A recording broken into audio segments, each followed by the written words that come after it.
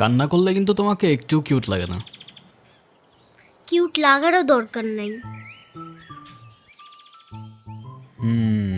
আচ্ছা, কিন্তু বেশি কান্না করলে কিন্তু দাঁত পড়ে যায়, এটা জানো? এই একটা তো মনে হচ্ছে পড়েও গেছে। 1 2 3 4 কই না তো, দাঁত পড়ে নাই। ও যাক, বেঁচে গেছো। তো এখন বলো কি হয়েছে? কেউ কিছু বলছে তোমাকে?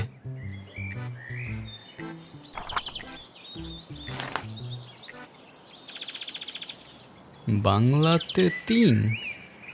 শিট, আর 3 পাইলেই তো 33টা হয়ে যেত। দুধ মজা করে না তো। তুমি জানো এক্সামের দিন কি হয়েছে? টিচার আমাকে বকা দিয়েছে, তাই আমি কিছুই লিখি নাই। মানে টিচার তোমাকে বকা দেওয়ার কারণে তুমি আর লিখোই নাই? না, লিখি নাই। আমি কি কোনো ভুল করছি যে টিচার আমাকে বকা দিবে? না, টিচার এটা একদমই ঠিক করেনি।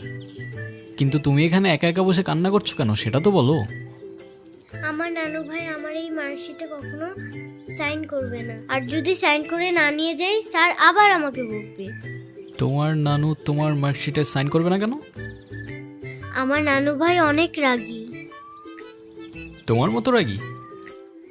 আমার থেকেও অনেক রাগী। ও, কেসটা তো খুব ঝামেলার মনে হচ্ছে। ঝামেলারই তো, তাহলে কি আমি বসে বসে কাঁদছিলাম? আচ্ছা, তুমি আমাকে একটা হেল্প করতে পারবে? কি হেল্প বলো তো? তুমি আমার মার্কশিটে একটু সাইন করে দিতে পারবে? এটা কি আমাদের করা ঠিক হবে? চিটিং হয়ে যাবে না? আরে দুধ, তুমি করো তো। ওকে, পেন দাও।